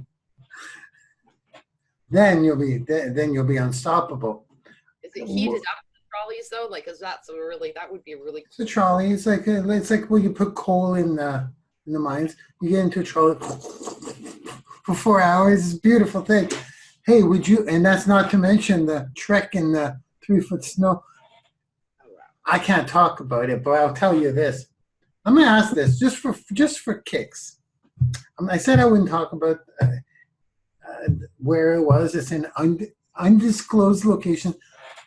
I can't talk about it much. What I can tell you is being unplugged from digital technology and being in a commune or a community type away from society and being unplugged. Let's start with there, not to get too weird. Being unplugged for a certain amount of time with other people who are unplugged. We actually don't remember what that's like. We don't remember what it's like. I'm thinking of saying, I think that'd be a great retreat. Would you go to that? Would you unplug for 3 days? Oh, totally. I would like, go. We would. Finding of it all is great, and then you get to see each other face to face. What if we literally had like an agenda, a curriculum? What we're going to do? We cover this. We're going to have team building here. We're going to have this. We're going to have that. Certain exercises for like 3 days, but we're not going to go into a 4-hour tunnel. We're going to literally rent a mansion just for the weekend. And when you come in and there'll be sleeping quarters. Of course, we're going to rent a mansion. Everyone has their room for the weekend. And then When you come in, you turn off your mobile device, you put it in a basket until you leave. But here's the kicker, because this is what they had. This is what we had. This is what they had at the retreat I went to. There's one phone over there, and you give that phone number to a loved one in case there's an emergency. And if there's an emergency, they call that, and there's someone assigned at the retreat that answers those calls, and then they go and grab you. So you literally cannot have your phone for emergencies. Someone will come and get you if there's an emergency. How cool is that? That's cool. That's, believe me, guys, I'm not the same. I'm being pretty reserved today with the fire inside. I'm realigned like I've never been realigned. So would you come to that if I set one up? Oh, totally. Yeah, okay, cool. Absolutely. I think Last I'm time gonna I do did something like that, I think, but we're in Cape Cod. I think I'm gonna do it. I think I'm gonna do it. I don't know. It's just an idea. Okay. LaurieAnn. Yes. Thank you for your time today. It was absolutely incredible. Any final thoughts? Right. Any final? Any thoughts? Yeah. Just this was a lot of fun. Thank you. Okay, how can people contact you? Let's get to that. Let's do that. People want to contact you for sure. Okay, so they can go to brandingyouspecialist.com. I love it. brandingyouspecialist@gmail.com. And I will answer. Is there a capture form? Is there a capture form on Branding You Specialist? Sorry? Is there a capture form on your website? No. Well, yeah. How would they contact? Is that it? There's a press a button to contact. Sorry, there is. Like you can press, there's a, yeah, Branding. How did they get with you on Facebook? Just look. Oh, yeah, Facebook. Sorry, Branding You Specialist on Facebook. Is that what it is? Yeah. Your Facebook page? Just gonna make sure you're findable. And it's LaurieAnn Campbell. Yeah. Just You Specialist comes up as a page.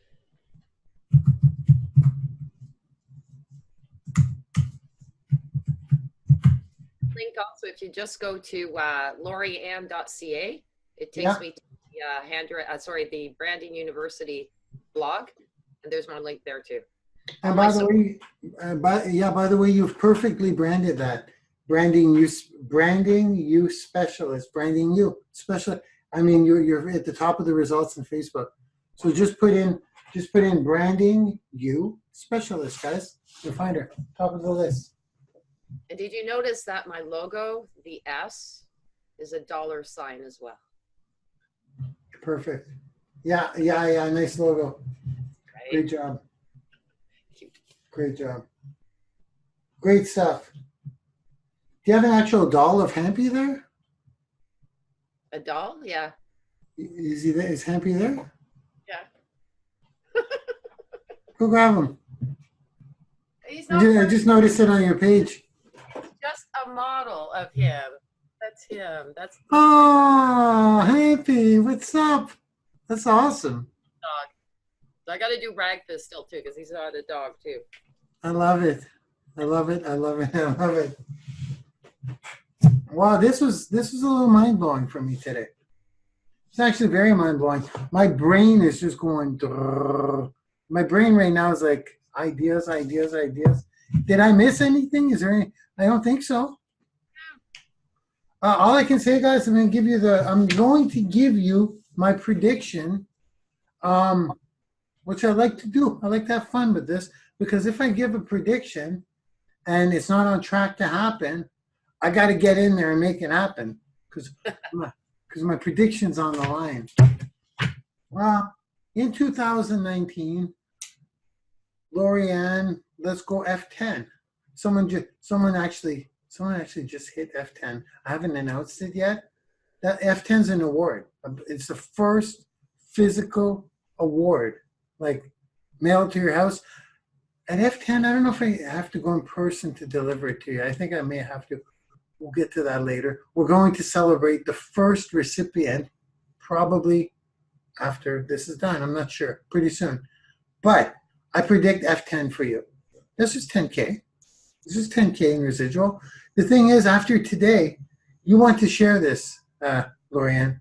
You want to share this interview because it's like people can see what's up with you now. It's hard to tell by a Facebook picture, you know. This interview is amazing. And so I predict F10, and I also predict you have you're going to have a social media agency. You already do with one client. You're going to have a social media agency, multiple six figures in a year. How else can you do that in the world? Like, get a job. What kind of raise are you getting after 5 years? How many percent? Like, where else can you create with the skills you have? Now, with the skills you have, let's just be real, LaurieAnn. With the skills you have in social media marketing, personal branding, online marketing, with those and sales, with those skills, you can actually, you are creating a multiple six-figure income residual for yourself, not tied to any company, yo. Branding YOUniversity is different. It's not dependent on anyone except yourself. Like, if you don't, you refer people, you give stuff away, you help other people, you get paid. You're not counting on anybody. It's all about you, and we're not going anywhere. So LaurieAnn is literally creating for herself a multiple six-figure income from nothing in a matter of a year. How else can you do that? Like, how real is that? How accurate is that statement? Right? And that's not to mention, like, we're talking about getting yourself cha-ching. That's not to mention the clicks. You're going to get some notoriety. You're going to get influential. Your audience is going to grow more and more and more. And then you have a bigger voice. And you're going to have a course. You're all doing a course. All of my superstars are going to have their own free mini course. You're going to be in the course, the content machine course. Isn't that a cool name? For the 12 pieces of content in 1 hour. You'll all have your own chapter, which is these interviews and all of your content. Oh, which reminds me, we're about to roll your content. You haven't seen it yet. No, I haven't. Are you excited to see yourself all clipped up? I am actually. Oh, it's amazing. So you're all going to have a course. And I think we went along. Well, I could keep going because I could sit here and I could look through your file. Yes, I have a file on you. I can look through your file. But maybe we'll have you back. We'll see what happens. Let's get you to that F5 quick, and then F10 will be a piece of cake because it's cumulative commissions. Okay, well, we're going to sign off. I'm going to plug the video in, okay? Thanks again. I really appreciate it. And thank you. Thank you. Thank you. Okay, guys, we'll say goodbye to all of your new fans, because that's what they are. Your new fans, everyone seeing you today are going to become fans. I'll say bye to everybody. Bye, everyone. Bye, everyone. I'm plugging in LaurieAnn right now. Here we go. Cool. Hey, guys. LaurieAnn Campbell from Milton, Canada. Do you ever feel like you're in a business rut and you can't move forward? Well, I'm going to share with you 10 strategies to instantly get you out of the business rut.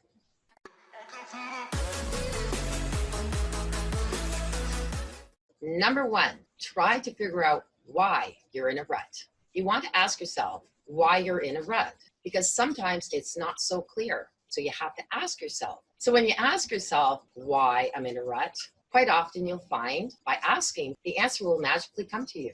It may take 1 day, it may take 2 days, but you have to ask yourself, why am I in a rut? So let me share a story about myself. So Saturday morning, last week, I woke up and it was great. I felt rejuvenated, 5 a.m., have my breakfast, do my reading. I did my journaling, and then I did the workout, and I'm all ready to go. So I sit down at my computer, and next thing you know, I look at the time, and it's 2 p.m. And I did nothing. So I wondered, why am I in a rut? Why am I not accomplishing anything? So then I looked down at my list that I had for the day that I wanted to accomplish, and I realized, oh my goodness, that's like way too long. And subconsciously, my mind's sitting there thinking, I don't want to do any of it. There's way too much here. So basically what happened is I realized, wow, I was overdoing myself. My brain doesn't want to do that much. So I looked at it. I thought, okay, let's see what we've got here. What are the 4 top things that I want to get done today? Not 24. So I cut it down to 4. And all of a sudden I felt relaxed. I thought, yeah, that I can accomplish, and I can even take little breaks in between them. I got myself out of a rut, but I had to ask myself, why am I in a rut?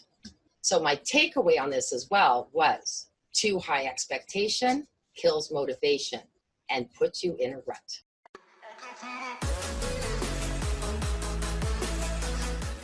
Number 2, what's the big reason why you're working so hard? What is the why that makes you cry? Why are you doing this? What's going to push you? Why are you pushing so hard? So there's one thing to know. Here's a tip. The need to avoid pain is greater than the need to acquire pleasure. So when you think of why you're working so hard, why you're doing this will get you out of the rut. Now, however, what you want to do is focus on the pain versus than the pleasure, because it's that pain that's making you work so hard, and that will get you out of your rut. Now, my thing is, I really have to stop thinking about, the pleasure of actually owning a log cabin. I have to believe that I have to focus on the pain of not having that log cabin. So everybody's got a different reason for why. Some of them it's the why for their family. Some of them it's for their children. Some of it's for their animals even. In my case, my why is because of the lack. I work hard because I don't want to lack. Do you have a little story about me? About 5 years ago, I knew that feeling. I was literally living in a barn, no running water. But the worst part was when I opened up my fridge, because there was electricity at least, so it was like, high-end camping. If there was no food in there, there was that feeling of lack. And then the feeling of lacking of being able to acquire knowledge, or the lack of money so that I can help others even, not necessarily myself. So if I can't help myself, I can't help others. That lack is the one thing that is my big why. So my pleasure on this one is abundance. And abundance, the opposite to lacking, is the fact that with abundance, I'm showing that I've been able to take care of myself, and in so doing, I can also take care of others. And that's a big thing. I love helping others. That is one of my most biggest pleasures, to see someone smile, to see someone come out of a rut, and that I can help them do that. But I also have to remember, with that abundance is that pain, that if I don't build that abundance and I lack, I won't be able to do any of those things. And I'll just go back to where I was again, and I never want to be there again. That is my why. So when you ask yourself, what's the reason why you're working so hard? That will get you out of your rut.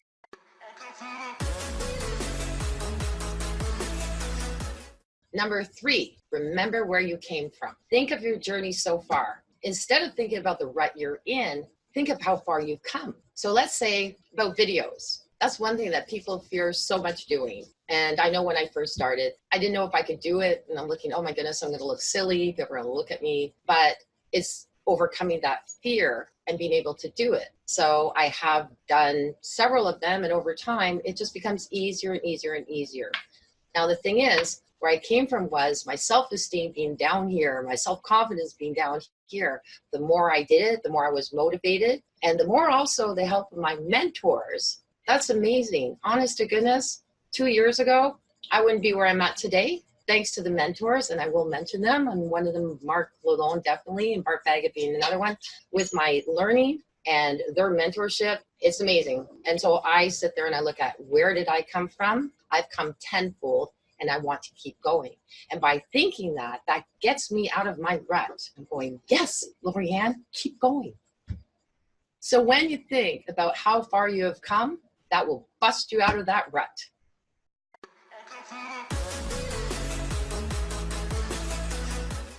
Number 4, move, change, and improve small things. Whether it's a picture, your desk, rearranging your desk, moving books around, even if it's just building your skills by turning on a course and learning a little bit more about something, those small changes will get you out of the rut. So for me, what I like to do to improve small things and make changes, I tend to, well, I used to move my furniture around, but now my place is a little small. So I actually recover my furniture with different blankets. And the other thing I really love to do is I love self-improvement. So I'm constantly going on. I'm even taking like doggy training courses. And when I'm done that, it's a small change. It's something new to me and it's exciting. And that gets me out of my rut. Oh, and another thing, I signed up for this Doodly. It's so much fun. I create these characters and then I put my characters in it and I just love watching it. It's like a little animated thing with music and everything. It's just so exciting to see the end of it. So that's another thing that gets me out of my rut. So by moving, changing, and improving small things, you're sure to get out of that rut.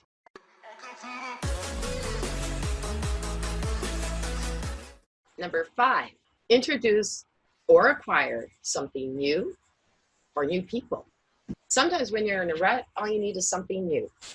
Sometimes it's a gift that you need, and sometimes it's somebody new in your life that you need. Sometimes it's new people to work with. It's just basically a little bit of rejuvenating your life. So in my case, I like both. For the new little things, I'm a very big techie person, so I tend to buy techie stuff. So whether it's just even a little pen or a new little microphone that I can carry around with me, those are the things that make me happy. And they're small, but they're great, and they get me out of my rut. The other thing that's really big for me is bringing on new people. And my biggest thing, again, is making sure those people are super positive, energetic. When I contact them, it's amazing. They get me out of a rut. And that lately has been so incredibly important. And it's driven me to not only get out of my rut, but to move even forward with action. So introducing or acquiring new things or new people will surely get you out of that rut.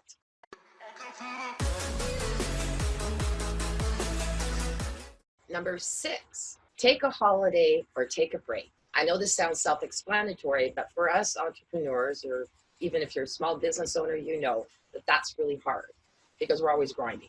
We generally don't take time off or vacations, but they're highly recommended because ultimately that will help you get out of a rut. So for me, what I like to do, and I tend to like shorter little pieces of breaks because the longer I'm away, the more stressed I get. In fact, I come back and I need another holiday just to get back in. My biggest thing is I'll take a couple of days off and I will go visit somebody because I've moved a few places, so it's lovely. I go to a small town, I go see my friends, and all I need is a couple of days. And I come back and that gets me out of my rut.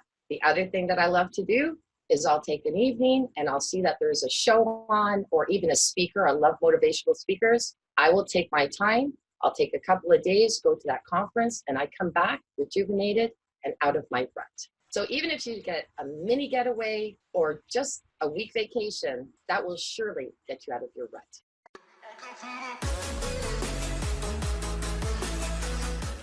Number 7, goof off. Now this is one of my favorite things because one thing that you can definitely get out of a rut is when you take just even, whether it's an hour or 2 hours, just goof off, go crazy. In my case, there's a few things I like to do. One of my favorites, and I know that a lot of us do this, is just putting on some really good music and dancing.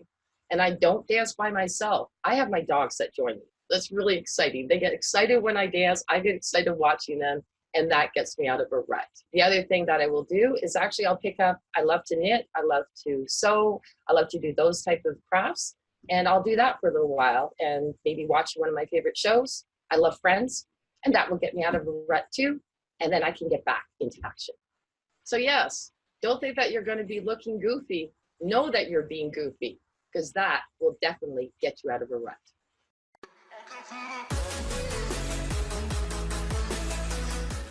Number 8, find a confidant. What do I mean by confidant?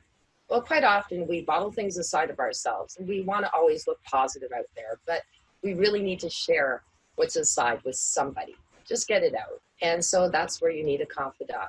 By having a confidant, quite often after divulging all of those things built up, you will get out of your rut. So in my case, I did have a couple of confidants. I just absolutely adored them. Unfortunately, I always say make sure that you have extras in case, because unfortunately I lost mine. I have actually another confidant and it's just wonderful. We'll take some time Doesn't need to be long. You can be with them for a half hour. Quite often nice face-to-face, because on the phone, as much as it's nice, it's always nicer to meet with them. And then you're getting out, and that's also getting you out of your rut.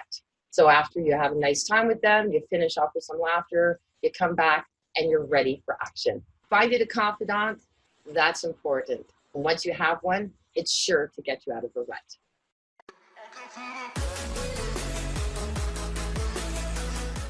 Number 9, get rid of things that drive you nuts. This could be people, it could be things. So in my case, I actually went from 24,000 square feet to 900 square feet. And at first I thought, perhaps this would be a difficult thing. But in so doing, I realized that all of these things I was getting rid of, so many things that were there were actually driving me nuts. And that got me out of a rut, a simpler life, and it was awesome. Now, the other side of it is getting rid of people who drive you nuts. Now, for the most part, I'm very lucky. I've got a lot of really great people around me, but there are the few. So the things that drive me nuts that I basically want to get rid of are people that you constantly reach out to. You're trying to keep your friendship that you've had for years, but you never hear back from them. Eventually, that's going to drive you nuts, and it can put you in a rut. So you just have to get rid of that. As much as you're not getting rid of that friendship or that memory, you're just pushing forward, and going forward is really, really important in life. The other thing, of course, and like a lot of us feel and we've spoken to, is getting rid of people on social media. The people who keep running back to me and saying, hey, sweetheart, what's up? And I'm on here to do business, but they don't give up. I hit the block, and I'm happy to do it and never see them again. So those are the things I do that get rid of my rut, because literally when you're seeing this little thing bleep up, bleep up, bleep up, that can put you in a rut because it's taken away from your focus. So yes, get rid of things or people that drive you nuts, and you will definitely get out of the rut.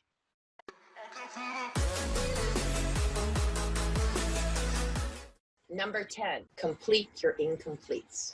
Now this is a very powerful one to get yourself out of a rut. I know in my case, it's incredibly important to complete my incompletes. That's one of my stories. Is I'm on the internet and I'm ready to go, and all of a sudden it's another thing. You realize that your to-do list is not getting done. I can't stand that. You can see I've got a board back there and everything has to be ticked off. So I have to stop. I have to look at my board. I've got to look at it and say, okay, what are those squares that are still open? I have to shut down everything and then focus on those and complete my incompletes. There's also the little things, like I'll look over and, I know my dishes haven't been done in a whole day, or maybe 2, maybe 3 sometimes. See, I live alone, so that really doesn't matter. But that's an incomplete I have to complete at that moment that I look over and I see it and it's bothering me. Unless I do that, I will remain sitting in the back of my head, and it will keep me in that rut. So make sure, no matter how small it is, whether it's 1 incomplete, 2 incomplete, or 3 that you do, it doesn't matter. But by doing that, it removes it from the back of your mind, and it will get you out of that rut. So if you guys use these top 10 strategies, you're guaranteed to get out of any business rut. Now I have more value available to you for free, specifically for home business owners and entrepreneurs, that you can access by clicking on the link in this description. LaurieAnn Campbell signing off, and have a great day.